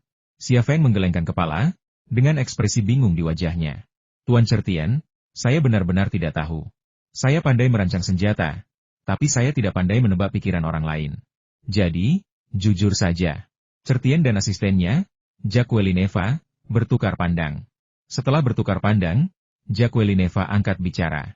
Tuan Xia, kami juga menginginkan lini produksi Anda untuk senapan runduk XL2500 dan senapan serbu Gale, serta mesin perkakas pintar Thunder Dragon Anda. Kami bersedia membayar harga yang bersedia dibayar Jerman. Kami mengundang Anda ke Prancis khusus untuk menutup kesepakatan ini. Ini memang niat mereka. Namun Xia Feng punya kecurigaan baru. Pernyataan ini seharusnya datang dari Certien, tetapi justru datang dari Jacques Welineva. Dan pertukaran pandang tadi mungkinkah perempuan muda Prancis ini, bukan Certien, yang memimpin? Jika demikian, ia tidak mungkin asisten Certien. Jadi siapa identitasnya? Pengamatannya, yang cermat menyingkap misteri seputar identitas Jacques Welineva, membuat masalah ini semakin menarik. Baiklah. Xia Feng ragu-ragu, raut wajahnya tampak malu. Kau seharusnya bicara dengan pemerintah kami. Kenapa aku? Aku seorang pengusaha, dan aku benar-benar tidak bisa mengambil keputusan dalam hal-hal yang berkaitan dengan politik dan diplomasi. Jacques Welineva berkata, jika kami bisa berbicara langsung dengan pemerintah Anda, kami tidak akan repot-repot mengundang Anda ke sini. Tuan Xia, situasi di Prancis berbeda dengan di Jerman. Jerman adalah negara terkuat di Uni Eropa, dan industri manufakturnya luar biasa kuat. Oleh karena itu, mereka tidak terlalu peduli dengan sikap Amerika. Namun, kami berbeda. Kami tidak bisa bekerja sama dengan pemerintah Anda seperti Jerman. Lagi pula, kami tidak bisa hidup tanpa dukungan Amerika dalam banyak urusan internasional. Sekutu terdekat Amerika Serikat adalah Inggris, diikuti oleh Prancis. Selama Perang Dunia Kedua, Inggris, Amerika Serikat, dan Prancis juga merupakan anggota kunci aliansi antifasis, sementara Jerman justru merupakan musuh pada saat itu. Meskipun sebagian dari sejarah ini mungkin telah lama terlupakan, isu-isu yang tersisa kemungkinan besar tidak akan hilang hanya dalam beberapa dekade. Di Jerman, banyak orang yang memandang Amerika Serikat sebagai ancaman, atau bahkan musuh. Dan ketika orang-orang ini terjun ke dunia politik, mereka tentu saja tidak peduli dengan perasaan Amerika Serikat dalam isu-isu tertentu. Xia Feng terdiam sejenak sebelum berkata, "Maksudmu kau ingin berurusan denganku secara pribadi? Tanpa sepengetahuan pemerintah Tiongkok atau Amerika?" Jacqueline Eva tersenyum manis. "Itulah yang kami maksud, dan itulah alasan kami di sini." "Bagaimana dengan ini? Ini masalah besar. Beri aku waktu untuk memikirkannya." "Oke," kata Xia Feng. "Tentu saja, kami tidak berharap Tuan Xia mengambil keputusan hanya dalam beberapa menit." Kretien berkata, "Kau bisa memikirkannya baik-baik, lalu kita bisa mengatur waktu untuk membahasnya. Eriksen akan tetap di sini, dan dia beserta orang-orangnya akan bertanggung jawab atas keselamatanmu. Meskipun kami telah menolak beberapa tuntutan as yang berlebihan, kami tetap berharap Tuan Xia akan berusaha menghindari tempat umum dan tidak keluar sendirian." Xia Feng berkata, "Bukankah itu membosankan? Aku sudah lama ingin pergi ke Prancis. Paris terkenal di dunia karena mode dan romantismenya. Jika aku bahkan tidak bisa keluar di jalanan dan harus berdiam diri di hotel ini, bukankah perjalananku akan sia-sia? Aku sangat ingin melihat Louvre. Mungkinkah?" "Ini," Kretien melirik Jacqueline Eva. Xia Feng mengerutkan kening. "Apa yang kau katakan terdengar bagus, tapi aku tidak melihat ketulusanmu. Jika kau datang ke Tiongkok, aku pasti akan mengundangmu ke kota terlarang, tembok besar, dan kemanapun kau ingin pergi. Aku akan membawamu ke sana dan mengatur semuanya untukmu. Tapi di sini, aku bahkan tidak bisa pergi ke Louvre jika aku mau." "Membosankan," Kretien berkata dengan tergesa-gesa. "Tuan Xia, bukan berarti kami tidak tulus. Kunjungan Anda ke Louvre hanyalah masalah kecil. Hanya saja, kami harus menjaga keselamatan Anda. Anda tidak ingin terjadi apa-apa di sana, kan?" Xia Feng mengangkat bahu. "Kalian kembali saja. Aku akan pergi ke Louvre sendiri. Aku bukan penjahat. Aku pergi kemanapun aku mau. Bahkan as pun tidak bisa berbuat apa-apa padaku. Jangan datang kepadaku untuk bernegosiasi. Anda begitu takut pada AS. Jika mereka tahu Anda diam-diam berurusan dengan saya, bagaimana Anda akan menjelaskannya kepada mereka? Kembalilah. Jangan menimbulkan masalah bagi kami berdua." "Tuan Xia, apakah Anda benar-benar harus pergi ke Louvre?" Jacqueline Eva menatap Xia Feng. "Bukannya aku harus pergi. Aku hanya merasa sedikit marah." Xia Feng tampak tidak senang. "Tidak masalah. Bagaimana kalau kita atur pertunjukan khusus untuk Anda malam ini?" tanya Jacqueline Eva. "Pertunjukan khusus?" Xia Feng tertegun. "Ya, pertunjukan spesial. Aku akan mengajakmu malam ini. Louvre akan dibuka khusus untukmu, Tuan Xia," kata Jacqueline Eva. "Bagaimana ini bisa begitu memalukan?" Xia Feng tak kuasa menahan tawa dalam hati. Jika hanya dia yang mengunjungi Louvre, dia pasti tidak akan terganggu. "Bukankah ini yang kau inginkan?" Xia Feng tersenyum. "Baiklah, aku akan pergi, terima kasih." Jacqueline tersenyum pada Xia Feng. "Tuan Xia, kau harus istirahat. Aku akan menjemputmu malam ini." "Baiklah, selamat tinggal," kata Xia Feng. Jacqueline Eva dan Christian pergi, tetapi Eriksen tetap tinggal. Bukan hanya dia, tetapi juga anak buahnya. Total 8 orang, semuanya pasukan khusus dari Gendarmerie Prancis. Mereka menguasai lantai atas hotel. Setelah Jacqueline Eva dan Christian pergi, Yelena datang ke kamar Xia Feng. "Bos, orang-orang kita ada di dekat sini. Kita tidak butuh Gendarmerie Nasional Prancis untuk berjaga di sini. Kehadiran mereka hanya akan menghambat operasi kita," kata Yelena. Xia Feng berkata, "Gendarmerie Nasional Prancis memang akan merepotkan kita, tapi mereka juga akan memberi kita keuntungan. Dengan mereka di sekitar, CIA tidak akan berani bertindak gegabah. Yang terpenting, mereka bisa melindungi kita dari ancaman Gendarmerie Nasional Prancis. Kalau Gendarmerie Nasional Prancis datang, mereka pasti tidak akan menunjukkan belas kasihan." "Benar. Mereka tidak akan terlibat baku tembak dengan CIA untuk kita, tapi mereka pasti tidak akan membiarkan Gendarmerie Nasional Prancis pergi. Jadi, sepertinya mereka akan berbagi 50% tekanan dengan kita. Baiklah, umpan meriam gratis diantar ke rumah kita. Kenapa tidak dimanfaatkan?" Setelah jeda, Xia Feng berkata, "Bersiaplah. Kita akan ke Louvre malam ini." "Untuk apa kita ke Louvre?" Yelena tampak bingung. Xia Feng tidak menjelaskan, hanya berkata, "Aku punya agenda sendiri. Jangan khawatirkan ini. Hubungi orang-orang kita dan beritahu mereka untuk berhati-hati dan jangan sampai ketahuan oleh Gendarmerie Nasional Prancis." Yelena mengangguk dan pergi. Pikiran Xia Feng kembali pada Jacqueline Eva, dan ia tak kuasa menahan diri untuk bertanya, "Dari pengamatanku, Status dan posisinya jelas lebih tinggi daripada Ceritian. Dialah yang bertanggung jawab. Jadi mengapa dia berpura-pura menjadi asisten Ceritian? Wanita ini bukan orang biasa. Siapa identitas aslinya? Ruangan itu hening, tanpa suara lain. Pikiran Xia Feng, di lingkungan yang tenang ini, memasuki kondisi lain. Jacqueline Eva yang muncul di benaknya tiba-tiba dibedah. Namun, ini bukan irisan tubuh seperti pisau. Sebaliknya, ia menganalisisnya berdasarkan berbagai karakteristiknya. Wajahnya diperbesar lalu dikupas. Otaknya menggunakan fitur-fitur ini untuk menentukan apakah ia mengenakan topeng kulit manusia. Detail pakaiannya juga diperbesar lalu dikupas. Berdasarkan fitur-fitur ini, otaknya dapat menentukan status sosial, kebiasaan kebersihan, serta ukuran dada, pinggang, dan pinggulnya. Yang mengejutkannya, data otaknya akurat hingga milimeter. Namun, itu sia-sia. Meskipun menggunakan kemampuan otaknya untuk mensimulasikan tubuh telanjangnya, ia tetap tidak dapat menentukan identitas aslinya. Tinggi 1,92 meter, berat 141 kg, ukuran 88, 52, 99. Apakah dia iblis? Otak super terkadang melakukan hal-hal yang sangat membosankan. Namun, tak dapat disangkal bahwa sosok Jacqueline Eva benar-benar puncak wanita barat sangat seksi. Pukul 10 malam, Erikson mengetuk pintu Xia Feng. Tuan Xia, Nona Eva ada di sini. Apakah Anda siap? Jika Anda siap, kita bisa pergi, kata Erikson. Xia Feng melirik beberapa pasukan khusus Gendarmerie Nasional Prancis yang bersenjata lengkap yang berdiri di belakangnya dan berkata, saya tidak perlu mempersiapkan apapun. Saya siap pergi kapan saja. Erikson memberi isyarat, Tuan Xia, silakan ikuti saya. Yelena, yang ada di ruangan itu, juga berdiri dan mengikuti Xia Feng ke pintu. Tetapi ketika ia sampai di pintu, lengan Erikson menghentikannya. Yelena menatap Erikson tanpa ekspresi. Erikson berkata, Nona, maaf, kami hanya mengundang Tuan Xia. Anda tidak bisa ikut dengan kami ke Louvre. Xia Feng berkata, dia sekretaris saya. Mengapa dia tidak bisa pergi? Erikson berkata, maaf, Tuan Xia, tetapi perintah saya adalah untuk membawa Anda sendirian. Tidak ada orang lain yang boleh pergi. Xia Feng mengerutkan kening. Bahkan sekretaris saya pun tidak boleh pergi. Erikson berkata, Tuan Xia, tolong jangan mempersulit saya. Wajah Yelena sedingin es, dan ia hampir meledak, tetapi Xia Feng menghentikannya. Baiklah, saya akan pergi sendiri kalau begitu. Bibir Yelena bergerak, tetapi ia ingin mengatakan sesuatu tetapi urung. Anda bebas, kata Xia Feng, lalu mengikuti Erikson keluar. Yelena kembali ke kamarnya dan mengambil telepon satelit. Bos sudah turun bersama orang-orang Prancis.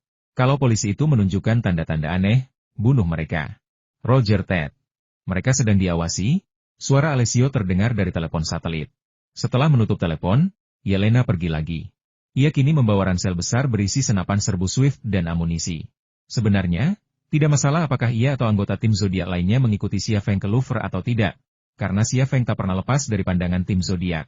Setiap kali terjadi sesuatu, mereka akan bereaksi cepat. Saat meninggalkan hotel, Xia Feng melihat 3 mobil terparkir di pinggir jalan, sebuah limusin Mercedes-Benz hitam dan 2 SUV militer. Masing-masing mobil ini anti peluru. Jendela limusin Mercedes-Benz diturunkan, dan Jacqueline Eva menjulurkan kepalanya dari kursi pengemudi. Xiao Xiaosheng, silakan masuk. Aku akan menjadi sopir dan pemandumu malam ini. Kalau butuh sesuatu, beritahu aku. Sama-sama. Terima kasih banyak, kata Xia Feng sambil membuka pintu penumpang dan masuk. Jacqueline Eva menyalakan mobil dan memasuki halaman. Erikson dan 7 prajurit pasukan khusus dari Gendarmerie Nasional Prancis menaiki 2 SUV militer. Salah satu dari mereka dengan cepat melewati limusin yang dikendarai Jacqueline Eva dan memimpin. Limusin Mercedes-Benz itu memiliki aroma parfum yang samar, seperti campuran tulip dan gardenia, sangat unik dan menyenangkan. Xia Feng mengendusnya dengan lembut. Nona Eva, parfum apa ini? Hah? Saya tidak menyangka Tuan Xia suka parfum. Jacqueline Eva tertawa. Ini parfum rahasia. Namanya, Hasrat Mari, dan tidak tersedia di pasaran. Hasrat Mari? Nama yang unik. Tidak tersedia di pasaran. Bagaimana Anda mendapatkannya? Nyonya saya yang memberikannya. Dia sangat ahli. Jika Anda menyukainya, saya bisa memberikannya. Nah, jika Anda memberikannya kepada seorang gadis sebagai hadiah, dia pasti akan sangat senang. Jacqueline Eva mempertahankan senyum menawan di wajahnya, mengamati wajah Xia Feng dari sudut matanya. Bagaimana caranya? Bagaimana kalau begini? Aku akan membayarmu. Xia Feng tiba-tiba menggelengkan kepalanya sedikit sebelum ia sempat menyelesaikan kalimatnya. Tepat saat ia hendak berkata, aku akan membayarmu, pikirannya tiba-tiba menjadi pusing.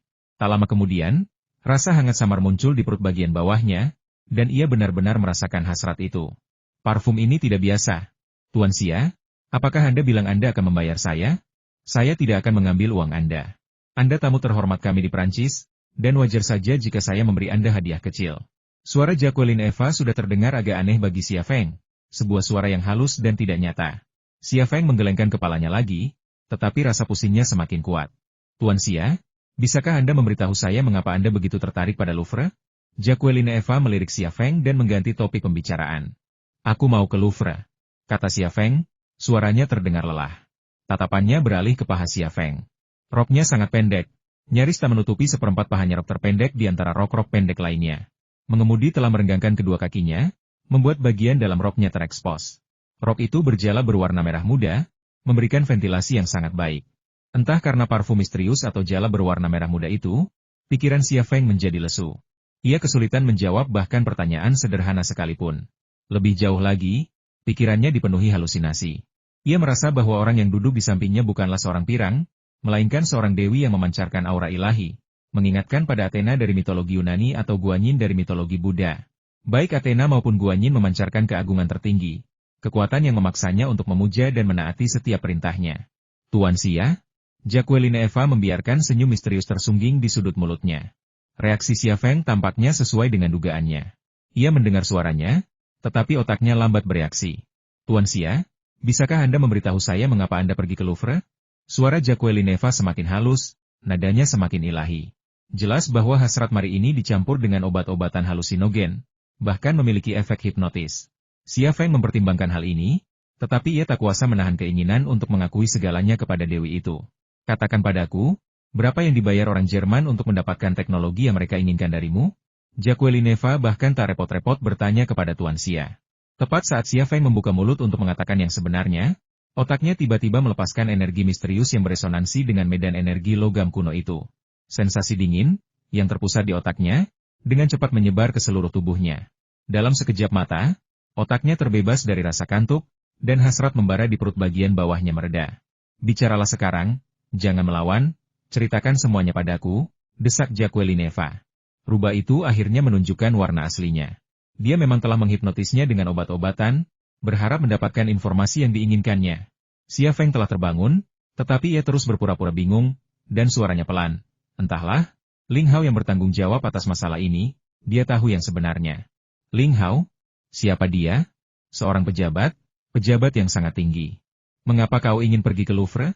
Aku ingin membeli Mona Lisa, juga kepala tikus perunggu dan peninggalan budaya lainnya yang dijarah Perancis dari istana musim panas. Jacqueline Eva. Xia Feng mencibir dalam hati, dan berkata diam-diam kau ingin menggunakan zat terlarang dan wanita untuk mendapatkan intelijen. Kau bukan dari Kementerian Persenjataan dan Peralatan Prancis. Kau mungkin dari Departemen Intelijen Prancis. Kau tidak memenuhi syarat untuk mempermainkanku. Siapa istrimu? Shen Tutianyin, kami sudah bercerai. Siapa pacarmu? Liang Xiao, tapi kami sudah putus. Apakah Anda bersedia bekerja sama dengan Prancis? Jual teknologi Anda ke Prancis. Ya, saya suka Prancis. Apa yang Anda inginkan dari Prancis? Sistem avionik kapal induk Charles de Gaulle, kata Xia Feng. Jacqueline Eva tertegun sejenak. Anda punya selera makan yang besar. Ini bukan pertanyaan dari Dewi, melainkan sekadar monolog seorang wanita yang sedang muncul hasrat. Xia Feng bertanya-tanya apa yang akan ditanyakan Jacqueline Eva selanjutnya, tetapi ia tidak menanyakan pertanyaan baru. Ia melirik jam tangannya, mengerutkan kening, lalu berkata, Tuan Xia, Anda lelah. Istirahatlah. Saya akan menelepon Anda ketika kita sampai di sana. Mengantuk sekali, menguap. Xia Feng dengan patuh menutup matanya. Ia benar-benar menutup matanya, tetapi baginya, menutupnya sama saja dengan membiarkannya terbuka. Ia memperhatikan setiap gerakan Jacqueline Eva. Pertanyaan Jacqueline Eva sangat terampil, memadukan pertanyaan penting dengan pertanyaan sepele. Dengan cara ini, ia menguji dan menilai kebenaran jawaban-jawabannya. Jawaban-jawabannya juga sangat terampil, mencampur adukan kebenaran dengan kepalsuan, sebagian kebenaran, sebagian kepalsuan, yang membuatnya menarik kesimpulan yang kontradiktif. Pada titik ini, ia hampir yakin akan identitas Jacqueline Eva. Kemungkinan besar ia adalah anggota Badan Intelijen Prancis. Meskipun ia tidak tahu posisi spesifiknya dalam intelijen Prancis, ia yakin itu pasti tinggi. Beberapa menit kemudian, Jacqueline Eva melirik Xia Feng dan melambaikan tangannya di atas kelopak matanya. Setelah memastikan Xia Feng tidak bereaksi, ia menundukkan kepala dan berbisik ke sebuah kancing di kerahnya. Dia bersedia bekerja sama, tapi dia agak terlalu ambisius. Mari kita bicarakan ini saat aku kembali. Aku sedang tidak bisa sekarang. Yah, aku tahu dia tidak sekuat yang dikatakan rumor. Aku bisa menanganinya. Kancing di kerahnya jelas merupakan alat komunikasi mini. Xia Feng berpikir, menanganiku? Ayo. Aku ingin melihat apa hebatnya agen Prancis. Jacqueline Eva melirik Xia Feng lalu menyalakan AC. Angin sepai-sepai bertiup masuk, dan aroma parfum di dalam mobil berangsur-angsur melemah dan akhirnya menghilang. Limusin Mercedes-Benz itu melaju perlahan, dan setelah lebih dari 10 menit, siluet Museum Louvre muncul di kaca depan. Istana kerajaan kuno, dan piramida kaca yang menjulang di depannya. Piramida itu bersinar terang di langit malam, sebuah pemandangan yang luar biasa. Mona Lisa, aku di sini, pikir Xia Feng dalam hati. Tuan Xia? Panggil Jacqueline Eva lembut. Xia Feng tidak menjawab. Jacqueline Eva mengulurkan tangan dan mengguncang bahu Xia Feng, lalu memanggil lagi, Tuan Xia, kita hampir sampai. Xia Feng perlahan membuka matanya. Ia membeku sesaat, lalu bertanya dengan heran, bagaimana aku bisa tertidur? Jacqueline Eva tersenyum dan berkata, Tuan Xia, Anda pasti jet lag. Saya baru saja mengobrol dengan Anda, dan Anda tertidur. Anda terlalu lelah. Apa yang kita bicarakan? Tanya Xia Feng dengan waspada. Jacqueline Eva berkata, parfum, Hasrat Mari. Kau sangat menyukai aroma parfumku. Jangan khawatir, aku akan memberimu sebotol Hasrat Mari. Itu akan membantumu mendapatkan gadis yang kau sukai. Xia Feng tertegun sejenak, lalu berkata, boleh aku minta 3 botol? Jacqueline Eva. Membuka seluruh Louvre hanya untuk satu orang sungguh suatu kehormatan. Memasuki Louvre, di aula yang megah namun sunyi, Xia Feng merasa hidup hanyalah mimpi. Ia tak kuasa menahan diri untuk bertanya-tanya, jika ia tidak mencapai kesuksesannya saat ini, jika ia masih seorang anak laki-laki miskin yang membawa batu bata di lokasi konstruksi, akankah Louvre yang terkenal di dunia ini masih terbuka untuknya sendirian? Akankah seorang wanita Prancis seperti Jacqueline Eva memujanya di setiap kesempatan? Jawabannya sama sekali tidak. Dunia ini selalu realistis, dan tak akan pernah ada makan siang gratis. Museum Louvre, yang didirikan pada tahun 1204 sebagai istana kerajaan Prancis, telah menjadi rumah bagi 50 raja dan ratu Prancis. Museum ini merupakan salah satu bangunan paling berharga dari era Renaissance Prancis dan terkenal karena koleksi lukisan dan patung klasiknya yang kaya. Museum Louvre menyimpan patung Venus, lukisan Kate minyak Mona Lisa, dan patung batu kemenangan bersayap Samothrace, yang dianggap sebagai salah satu dari 3 harta karun dunia. Koleksi seninya mencakup lebih dari 400.000 karya, yang mencakup 6 kategori patung, lukisan, seni rupa dan kerajinan, serta karya seni dari Timur Kuno, Mesir, Yunani, dan Romawi. Jacqueline Eva memang bertindak sebagai pemandu wisata Xia Feng, berbicara dengan cepat. Xia Feng sudah membaca tentangnya di ensiklopedia Baidu, tetapi ia masih berpura-pura tertarik. Saya sudah lama mengagumi Mona Lisa. Saya ingin tahu di mana lukisan itu, Tuan Xia. Sebelum saya mengajak Anda melihat Mona Lisa, bisakah Anda memberitahu saya mengapa Anda begitu tertarik? Jacqueline Eva menatap Xia Feng dengan tatapan aneh. Ini bukan pertama kalinya ia menanyakan hal ini, ia pernah menanyakannya sekali di dalam mobil. Ia masih menebak-nebak. Xia Feng tersenyum. Jangan tertawa saat kukatakan. Jadi, baiklah, akan kukatakan. Aku ingin membeli Mona Lisa. Kau mau menjualnya? Kau benar-benar? Jacqueline Eva terdiam. Mona Lisa adalah permata di antara harta karun bagi Louvre, dengan nilai yang tak ternilai. Bahkan merupakan harta karun seni simbolis bagi Prancis. Pasar asuransi menilai Mona Lisa senilai 1,5 miliar pound. Tetapi jika seseorang benar-benar menawar 1,5 miliar pound, apakah pemerintah Prancis akan menjualnya? Jelas tidak. Nilainya tak lagi bisa diukur dengan uang. Xia Feng mengangkat bahu. Lupakan saja, lupakan saja. Ajak aku melihatnya. Aku tak sabar melihatnya. Oke. Silakan ikuti aku. Ada di ruang pameran di lantai 2. Jacqueline Eva menuntun Xia Feng ke tangga. Tangga kuno itu agak curam. Jacqueline Eva menaiki 2 anak tangga terlebih dahulu, dan Xia Feng mengikutinya, tepat di bawah pinggulnya. Dari posisi itu, ia hampir tak bisa membungkuk untuk melihat pinggul ramping di balik rok pendeknya, serta jala berwarna merah muda. Sesosok kecantikan sensual yang samar menarik perhatiannya, dan sebuah pertanyaan aneh muncul di benaknya, apakah ventilasi yang baik benar-benar sepenting itu? Jacqueline Eva melirik Xia Feng. Senyum tipis tersungging di sudut mulutnya. Ia jelas tahu kemana Xia Feng menatapnya, tetapi ia tidak menunjukkan sedikit pun rasa jijik. Ia melirik Xia Feng sebentar sebelum berbalik, sambil berjalan berkata, Tuan Xia, apakah Anda benar-benar wakil presiden Akademi Ilmu Pengetahuan Tiongkok? Ya, Dulu saya hanya seorang akademisi, tetapi mereka baru-baru ini mempromosikan saya, kata Xia Feng santai. Tapi itu hanya gelar kosong, saya tidak peduli. Itu bukan gelar kosong. Dengan prestasi Anda sepenuhnya layak untuk posisi itu. Jika Anda datang ke Prancis, kami akan memberi Anda penghargaan yang lebih besar. Xia Feng tersenyum. Apakah kau mencoba membujukku untuk berimigrasi ke Prancis? Prancis pantas mendapatkan bakatmu. Perempuan Prancis adalah yang paling romantis di dunia. Aku yakin jika kau menjadi orang Prancis, kau akan menjadi pusat perhatian semua orang. Paris akan menjadi lebih romantis karenamu, bukan? Aku orang Tiongkok, dan aku akan selalu menjadi orang Tiongkok. Sehebat apapun Prancis, itu bukan rumahku. Sungguh memalukan. Setelah berbasa-basi, Jacqueline Eva mengajak Xia Feng ke ruang pameran di tengah lantai 2. Xia Feng langsung melihat lukisan Mona Lisa, yang terbingkai di tengah dinding. Saat itu juga, ia merasa seperti tersihir, dan tak kuasa menahan diri untuk berjalan mendekat. Perempuan dalam lukisan itu tersenyum, anggun dan cantik. Universitas Amsterdam di Belanda pernah menggunakan perangkat lunak analisis emosi untuk menganalisis senyumnya, dan mengungkapkan bahwa senyumnya terdiri dari 83% kegembiraan, 9% jijik, 6% ketakutan, dan 2% kemarahan. Peneliti lain menemukan bahwa di pundaknya tersembunyi seekor singa, seekor monyet, seekor kerbau, dan seekor buaya. Beberapa bahkan mengatakan ia baru saja orgasme, sehingga ia tersenyum manis. Semua informasi daring ini membanjiri, dan Xia Feng tak kuasa menahan diri untuk tidak teringat novel Tiongkok Mimpi Kamar Merah. Beberapa ahli redologi telah mendalami novel tersebut, mengetahui berapa banyak toilet yang ada di Taman Grandview dan di mana letaknya. Mereka bahkan tahu kapan Wang Baochuan mengalami menstruasi. Tapi apa arti semua ini?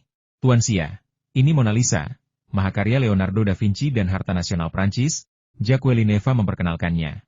Namun, Xia Feng tahu bahwa Leonardo da Vinci adalah orang Italia, dan lukisan itu juga berasal dari Italia. Sebagian besar dari ratusan ribu objek di Louvre, bukan hanya Mona Lisa, dijarah oleh Prancis dari seluruh dunia. Banyak artefak ini berasal dari Tiongkok. Intinya, ini adalah swafoto nilai-nilai barat. Sederhananya, saya bisa melakukan apapun yang saya inginkan, tetapi orang lain tidak bisa. Namun, Xia Feng tidak ingin membantah klaim Jacqueline Eva. Apakah Mona Lisa itu buatan Italia atau Prancis? Baginya itu tidak penting. Ia hanya peduli pada rahasia yang tersembunyi di dalam Mona Lisa. Tatapannya jatuh pada mata wanita itu, membangkitkan penglihatan mikroskopis mata kirinya. Mata wanita itu tiba-tiba membesar, setiap detail tampak dengan sangat jelas. Pikirannya secara bersamaan memasuki keadaan transendental, dan semua yang dilihat mata kirinya muncul kembali di dalam dirinya, lalu direkonstruksi dengan cara yang berbeda. Memang, mata wanita itu menyimpan huruf-huruf, tetapi bukan L dan D, inisial nama lengkap Leonardo da Vinci, Leonardo di Piero da Vinci, seperti yang disiratkan dunia luar. Melainkan, huruf-huruf itu adalah A dan E. Ia yakin akan hal ini, meskipun huruf-huruf itu tampak sangat mirip dengan C dan B. Kesimpulannya tidak didasarkan pada dugaan atau ambiguitas, melainkan pada bukti konkret. Lukisan itu memiliki sejarah berabad-abad, dan udara, cahaya, serta faktor manusia semuanya telah memengaruhinya. Bahkan pigmen yang digunakan Leonardo memiliki masa pakai, dan cat dalam lukisan ini jelas telah mencapai usia senja. Banyak dari perubahan ini merupakan hasil transformasi. Seperti kerutan di wajah tua, kerutan tersebut jelas tidak ada ketika lukisan itu masih muda. Instrumen ilmiah modern tidak dapat membedakan perubahan mana yang sudah ada sebelumnya atau yang berkembang kemudian, tetapi mata dan otaknya mampu. Setelah mengupas perubahan-perubahan yang terjadi di otaknya, ia menemukan lukisan asli dari berabad-abad yang lalu.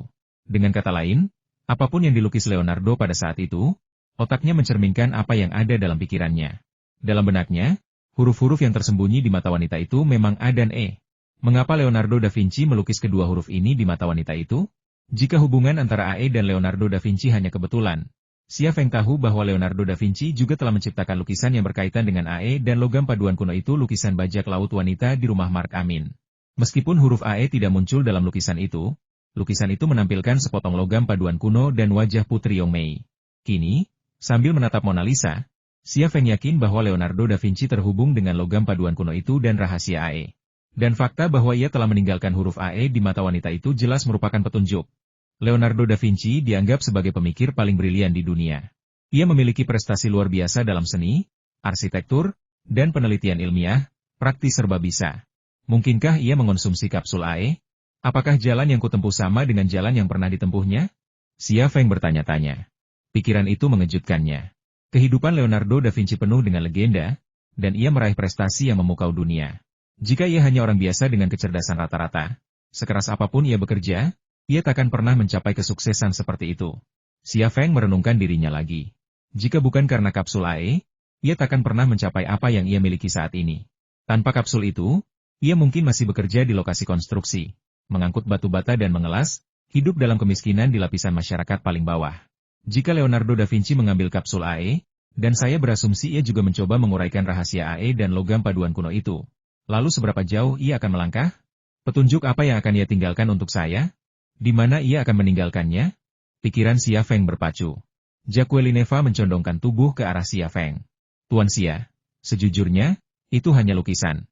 Banyak orang memujinya, tapi menurut saya itu hanya lukisan cat minyak. Xia Feng tersenyum. Kau benar-benar takut aku akan membelinya?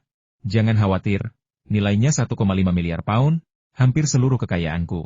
Aku tidak akan menghabiskan semua uangku untuk sebuah lukisan. Bahkan jika aku menginginkannya, aku akan memasukkannya dalam kesepakatan kita. Itu hal yang paling cerdas, bukan begitu? Kau? Jacqueline menatap Xia Feng dengan takjub. Jika Xia Feng benar-benar memasukkan Mona Lisa dalam kesepakatan itu akan menjadi tantangan nyata bagi pemerintah Prancis. Tatapan Xia Feng kembali ke lukisan itu. Lukisan itu benar-benar berisi petunjuk penting yang dapat membantunya menguraikan rahasia logam paduan kuno dan AE.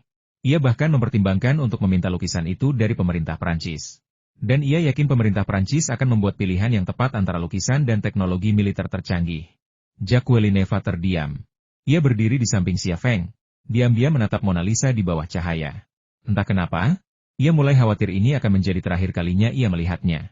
Mata kiri Xia Feng sedikit berkedut, memasuki mode perspektif. Saat cat pada lukisan memudar selapis demi selapis, dunia warna muncul di benak Xia Feng: ungu, hitam, merah, putih, jingga. Ruang pameran hening. Namun, pikiran Xia Feng tak sedetik pun hening. Ia bagaikan mesin berkecepatan tinggi, analisis dan perhitungan instannya tak terbayangkan dan luar biasa. Namun, perasaannya sendiri terasa normal, wajar saja.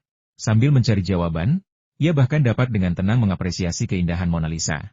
Teknik Leonardo da Vinci sungguh menakjubkan. Ia mengaplikasikan cat selapis demi selapis pada kanvas, setiap lapisannya tampak berbeda. Berbagai warna berpadu, dan di bawah pengaruh cahaya, mereka membentuk mahakarya ini. Dari sudut manapun seseorang memandang wanita dalam lukisan itu, senyumnya selalu begitu manis, begitu memikat. Lapisan cat terakhir lenyap, menampakkan kanvas. Pada saat itu, tatapan Xia Feng terhenti. Matanya berbinar penuh semangat.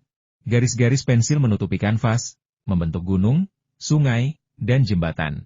Itu adalah sebuah peta. Di sela-sela barisnya, kata-kata dalam bahasa Italia tampak kabur dan sulit dipahami. Xia Feng menahan kegembiraannya dan menghafal setiap jejak gambar pensil di kanvas. Inilah nilai sesungguhnya dari Mona Lisa. Dunia hanya melihat keahlian Leonardo da Vinci dan senyum Mona Lisa, tetapi inilah tujuan sebenarnya Leonardo da Vinci meninggalkan lukisan ini.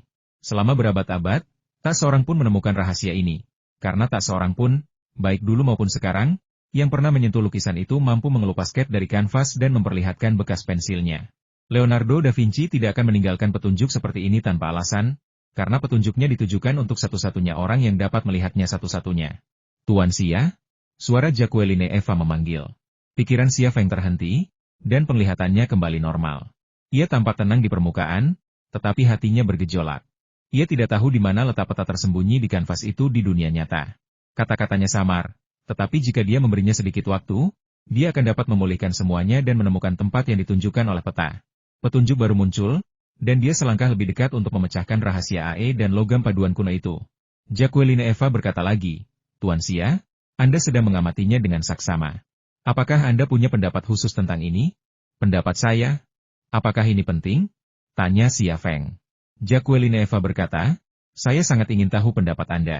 Menurut saya, Anda dan Leonardo da Vinci sangat mirip. Pandangan Anda pasti sangat unik. Kata-kata dan metaforanya yang tidak disengaja mengguncang hati Xia Feng. Nona Eva, Anda bilang saya sangat mirip dengan seseorang? Mengapa Anda berkata begitu?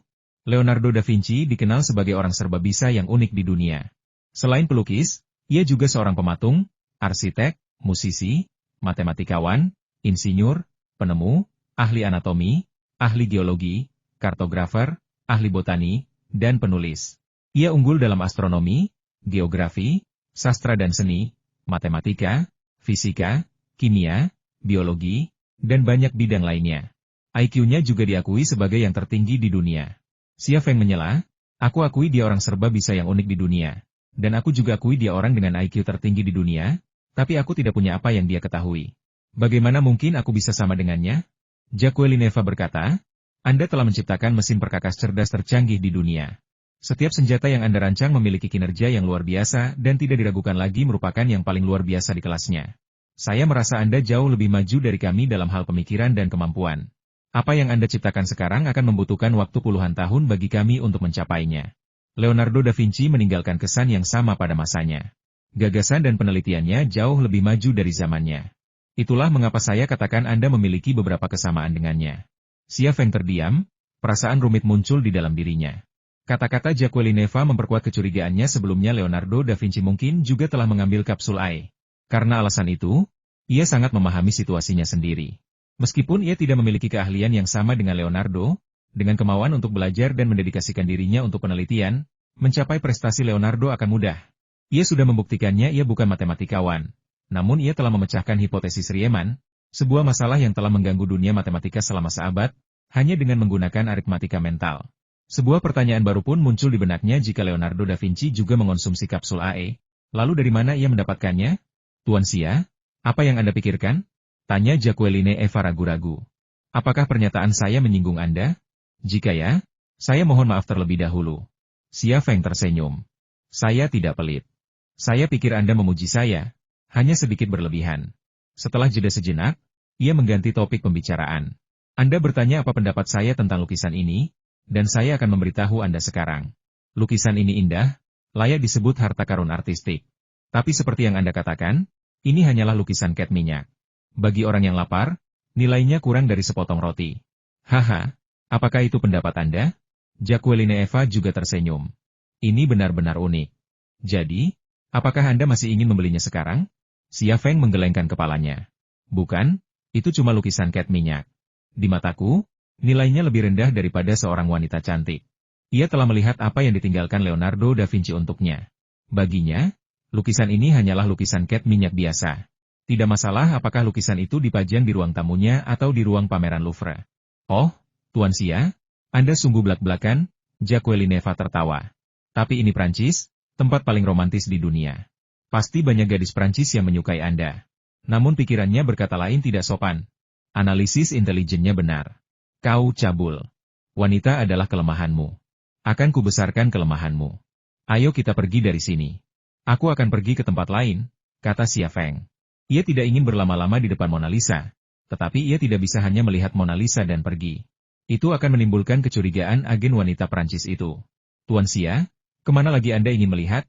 Baiklah, ajak aku melihat artefak-artefak timur, kata Xia Feng. Baiklah, silakan ikuti aku. Jacqueline menuntun Xia Feng keluar dari ruang pameran Mona Lisa.